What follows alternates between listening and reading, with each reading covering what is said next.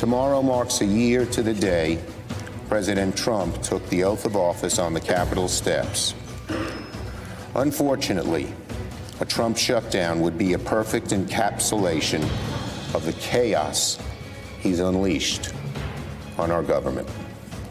Instead of bringing us all together, he's pulled us apart. If you think Senator Schumer's critique of Donald Trump's first year in office is bad, my next guest says it's even worse than you think. Joining me now, David K. Johnston, author of the new book, It's Even Worse Than You Think, What the Trump Administration is Doing to America. David K. Johnston, or DCJ as we call you. Donald Trump's approval ratings are bad. 39% approve of him in the latest NBC Wall Street Journal poll. 57% disapprove of him. Even the thing he touts the most, the tax cut, the Trump tax cut, 38% say it's a bad idea. Only 30% say it's a good idea. His personal disapproval rating is almost 70%. But why do you suppose that even though those numbers are bad, they're not getting worse? They seem to have just stayed exactly the same. Well, Joy, as we begin season 2 of Trump, the White House reality show, we're getting a very good measure of that there is a segment of the populace that's going to support Donald Trump no matter what. I mean, even if the worst possible thing could happen, that Robert Mueller proves Donald Trump is a traitor, you're going to see a segment of the population supporting him for an entirely different reason. Unfortunately, there are people in this country who hate the civil rights movement. And those people are going to be with Donald till the end of his life. And, you know, there are the reports. I got reports from a Republican source, and there was a Daily Beast report that said that what Donald Trump was really upset about yesterday when the shutdown, last night as the shutdown loomed, was not the fact that the government was going to be shut down, that thousands of federal workers would be furloughed, you know, all of the concerns you heard voiced by Republicans on the floor, but that he couldn't go to his fancy party celebrating himself and his 1 year in office. You know Donald Trump. You've been covering him for a very long time. We now have to take off the table that it's cognitive decline that's at the heart of the way he behaves and the way he thinks. So what is it then? If it's not medical, you know, then why is he the way he is? Well, I want to challenge a little bit what the Navy doctor said. You can go online and take that test. I took it. It's a SNAP. And of course, if you looked at the test ahead of time, it would be a SNAP.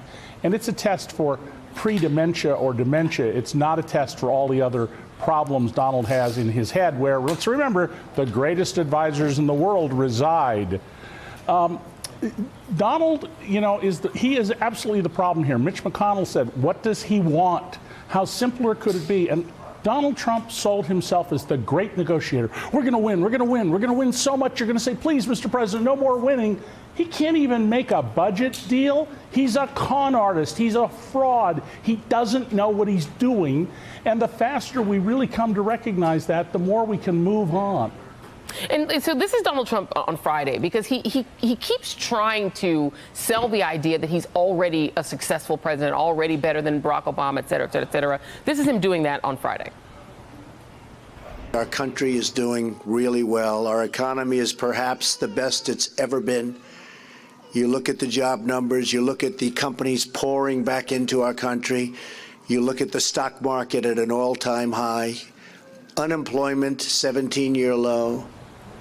So the economy is not appreciably different than it was when Barack Obama was president, and in fact, the job creation is worse. So why do you think that Donald Trump actually believes these things, or is he being fed this by people around him who feel like they have to be sycophants in order to even be able to work with him?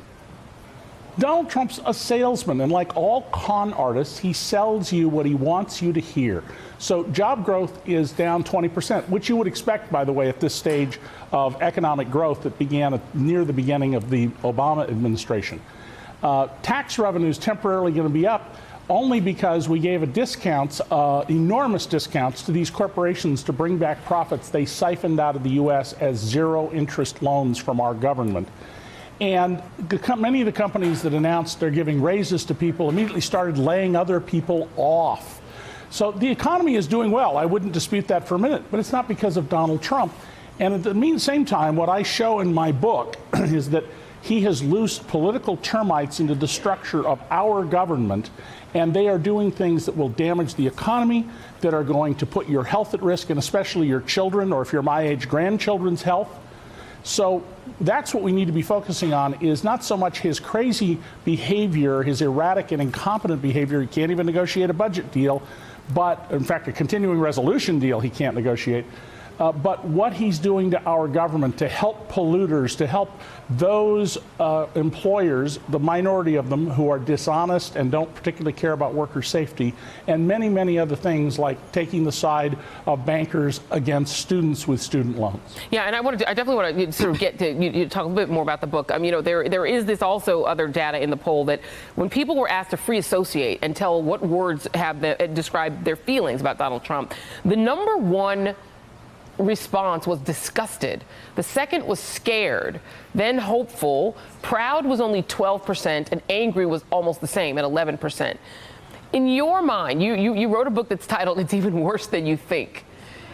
Right. I mean, people who feel disgusted and scared, I presume, already felt that way before the election.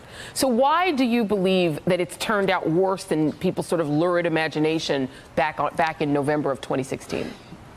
Well, this goes to a problem in journalism. Journalists, as a group, we tend to cover the controversy, what the president says, not what he does. That's what DC Report, my news service, does. We cover what Trump does, not what he says. And there are no reporters covering many of the major federal agencies. So no one's paying attention in the mainstream press and television, except now and then, to what's going on. And so I went through these agencies, the EPA, Interior, elsewhere, to show how this affects you. What are they doing to you? And the damage is going to be substantial. And some of it we can fix the minute there's another person in the White House who wants to fix it. Some of it will endure for decades. Very quickly, give us 3 bullet points of 3 things people are not paying enough attention to that Donald Trump has actually done.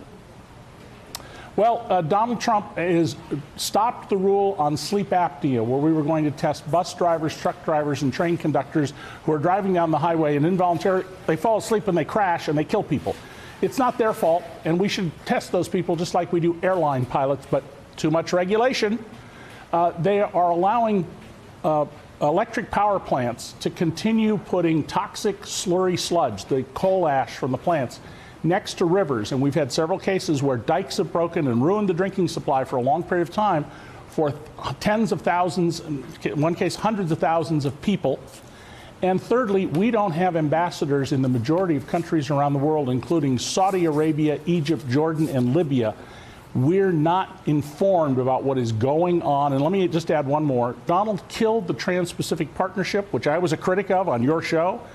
But he didn't replace it with anything. Well, now the RCEP, which I suspect most people have never heard of, is progressing. That's China's Regional Comprehensive Economic Program, and Beijing is tilting the whole Pacific economy away from Washington and towards China. And Trump, clueless. Yeah, I have to bring you back just to talk about that, because empowering China is something that is very much undercovered. People aren't talking about. This is the book. I got my copy. Please sign it next time I see you. David K. Johnston, thank you very much. Cheers. And up next, more bad news for Steve Bannon. Stay with us.